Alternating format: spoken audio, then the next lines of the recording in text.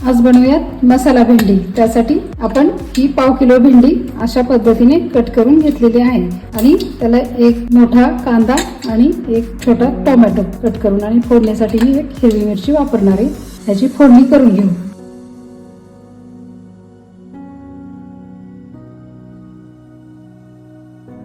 हे आपलं मसाला भेंडीच्या वाटणाचं साहित्य। त्यात मी 3 चमचे शेंगदाण्याचं कूट घेतले, नंतर खोबरं घेतले थोडंसं, त्यातच एक 4-5 पानं कढीपत्त्याची, अर्धा कप कोथिंबीर, नंतर जिरे, लसूण आणि आलं थोडंसं आणि थोडंसं दही।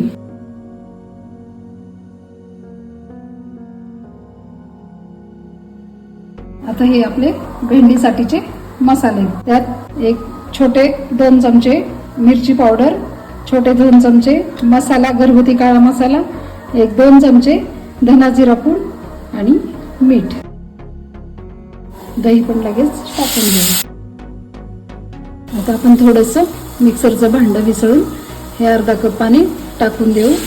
हलवून एक 2-3 मिनिट झाकण ठेवून हे मसाले छान शिजू देऊ।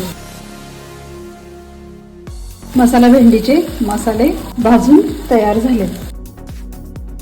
आपण थोडंसं अर्धा वाटी पाणी टाकून घेऊ, म्हणजे एक मसाले करपणार नाहीत आणि भेंडी मस्त शिजून निघेल। झाकून एक 5-7 मिनिट शिजून घेऊ। तयार आहे आपली मस्त मसाला भेंडी। तयार आहे आपली मसाला भेंडी। तुम्ही पण ट्राय करा, कमेंट मध्ये मला नक्की सांगा। भेटूयात पुन्हा नवीन रेसिपीसह।